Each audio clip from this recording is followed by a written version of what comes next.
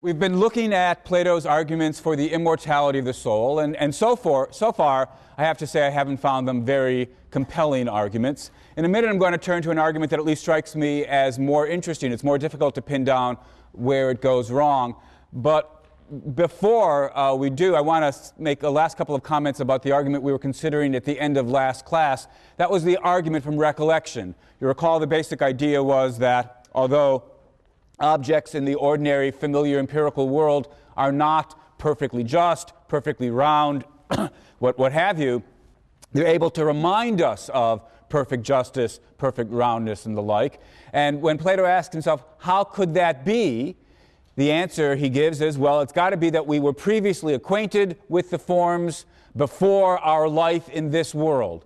And that shows that the soul must be something that existed prior to the creation of the body. That's the argument from recollection. And at the very end of class, I suggested that, look, even if we were to grant to Plato that in order to think about justice, circularity, what have you, we had to somehow grasp the forms, and even if we were to grant to Plato that nothing in this world is perfectly round or perfectly just, it's not necessarily correct to say so the only possible explanation of what's going on is that these things in the empirical world remind us of our prior acquaintance with the forms. It could be that what goes on is when we bump up against something that's partially just or partially beautiful or partially round, imperfectly round, what happens is those things sort of trigger our minds in such a way that we begin to think about the forms for the very first time. So it might be in order to think about justice and roundness, we have to grasp the forms, but it could be that we only grasp the forms in this life for the very first time.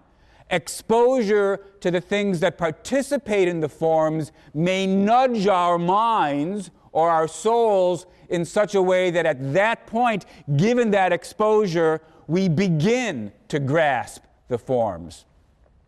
It's as though the ordinary earthly objects, we bump into them or they bump into us, and they sort of get us to look upwards to the heavenly Platonic realm.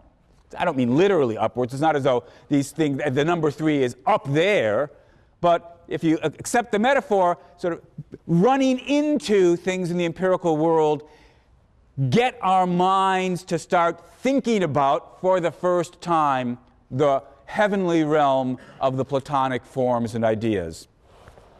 That would be just as likely a possibility as the alternative explanation that what's going on is the ordinary empirical objects are reminding us of our prior acquaintance. Perhaps these ordinary objects act like letters of introduction, getting us to, helping us to think about the forms for the very first time. Well, if that's right, then of course we don't have any good reason to follow Plato when he says it must be the case that the soul existed prior to birth. Now, the objection I've just raised is not an objection that Plato raises in the Phaedo, but he does raise a different objection. Remember, our concern isn't, strictly speaking, with the question, did the soul exist before our birth? Did the soul exist before our bodies? But rather, is the soul immortal? And so having now given the argument from recollection, Plato envisions 2 of Socrates' disciples, Simmias and Cebes, responding, objecting, by saying, look, even if the soul existed before birth, it doesn't follow that it exists after death. And that's, after all, what we really are wondering about. We want to know, will we survive our deaths? Is the soul immortal? And you haven't yet shown that, Socrates, they object. Could be that it existed before, but won't exist afterwards. But very nicely, it's quite elegant structure at this point, Socrates puts together the 2 arguments that we've just been rehearsing. The argument from recollection and the argument that came before that, the one that I dubbed the argument from recycling. Remember, the argument from recycling says when you build something, you build it out of parts, and when that thing falls apart, you go back to the parts. All right, so the prior parts get recycled. The soul, we now say, based on the argument from recollection, the soul is one of our prior parts. The soul existed before we were put together, or before we were put together with our bodies. If you then combine the argument from recycling and say the parts that existed before are going to exist afterwards, it must follow that if the soul existed before, it will exist afterwards afterwards as well. And so we've got the immortality of the soul after all. Now, bracket the fact that, as I just explained, I don't myself find the argument from recollection persuasive. I don't think we've got any good reason to believe, based on the sort of things that Plato's drawing our attention to, I don't think we've got any good reason to believe that the soul existed before we were born.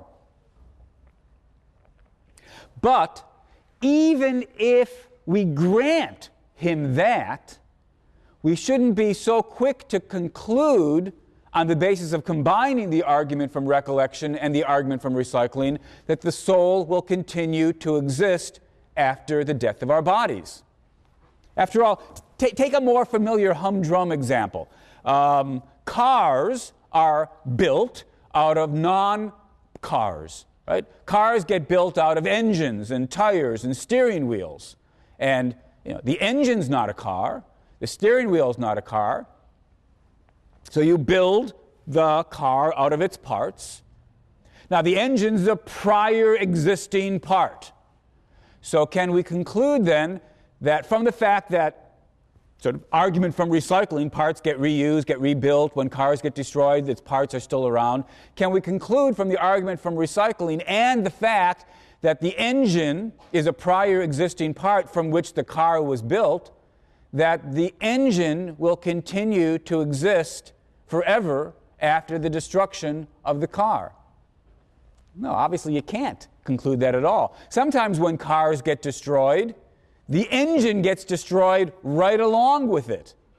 And of course, even if in many cases the engine continues to exist for a while after the destruction of the car, it certainly doesn't follow that the engine is immortal, that it continues to exist forever. Engines will eventually decompose and turn back into atoms. So from the mere fact that the engine was a part that existed before the car existed, and the further fact that when the car breaks down, sort of it decomposes back into parts, it certainly doesn't follow that all of the parts that existed prior to the existence of the car will be around forever. That would just be false. So even if we were to give Socrates the assumption that, the thesis that the soul existed before we were put together, before we were born, it still wouldn't follow that the soul will continue to exist after we're sort of taken back apart. The soul might eventually decay, just like the engine will eventually decay. What we need to really become convinced of the immortality of the soul is not the mere suggestion, even if we were convinced, is not the mere suggestion that the soul was around before our birth. We need to believe that the soul, unlike an engine, can't itself be destroyed, can't itself decompose, can't fall apart. That's what we need if we're really going to become convinced of the immortality of the soul. Now, as I remarked previously, one of the amazing things, not amazing, but so one of the really attractive things about Plato's dialogues is you raise an objection, and it often seems as though Plato himself, whether or not he explicitly states the objection, seems aware of the objection because he'll go on to say something that is responsive to it. And again, that makes sense if you think of these dialogues as a kind of pedagogical tool to help you get better at philosophizing. So the very next argument that Plato turns to can be viewed, I think, as responding to this unstated objection. Well, I stated it, but Plato doesn't state it in the dialogue. The worry that even if the soul was one of the parts, even if the soul was already around before we were born, how do we know it can't come apart? How do we know the soul can't be destroyed? Since what we want to know is whether the soul is immortal, how do we know it can't break?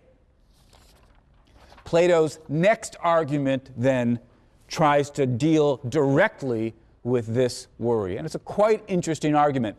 I'll give it a new label. I'll call it the argument from simplicity.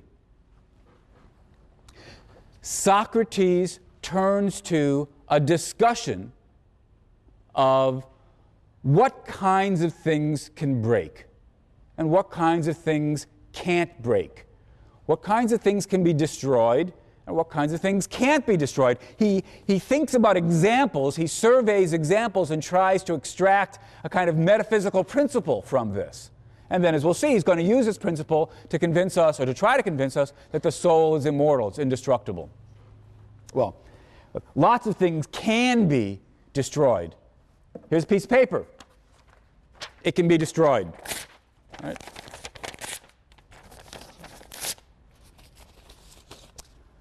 Why was it that this was the sort of thing that could be destroyed? Well, the straightforward answer is the piece of paper had parts.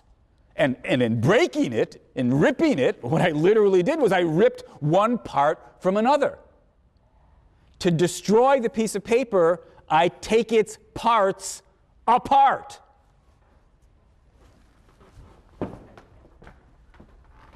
Here's a piece of chalk. The piece of chalk can be broken. What am I doing? Taking its parts apart. The kinds of things that can be destroyed have parts. They are composite. They are composed of their parts. Bodies can be destroyed because you can take a sword to it and go, sweep, sweep, sweep, and chop it into pieces. Composite things can be destroyed. Things that have parts can be destroyed. Now, what kinds of things can't be destroyed? Well, it won't surprise you that when Plato looks for an example of something that's eternal and indestructible, his mind immediately starts thinking about the Platonic forms. Take the number 3. The number 3 can't be destroyed. Right? Even if a nuclear explosion took place and everything on Earth got atomized and destroyed through some bizarre science fiction chain reaction, like they're always doing in movies, the number 3 wouldn't be touched. The number 3 wouldn't be phased. It would still be true that 3 plus 1 equals 4. You can't hurt the number 3. Right? You can't alter or destroy perfect circularity. Why not? Well, it doesn't have any parts. That's the thought. Things like the Platonic form are eternal, and they're eternal, changeless, indestructible, because they are simple. Simple here being the metaphysical notion that they're not composed of anything. Anything that's built up out of parts, you could, at least in principle, worry about the parts coming apart and hence the thing being destroyed. But anything that's simple can't be destroyed in that way. It has no parts to take apart. So the kinds of things that can be destroyed are the things with parts, and those are the sorts of things that change, right? Even if they're not destroyed, sort of what's a tip-off to something being composite? The fact that it changes. Suppose I take a bar of metal and I bend it. I haven't destroyed it, but I've changed it. I'm able to change it by rearranging the relationships between the various parts.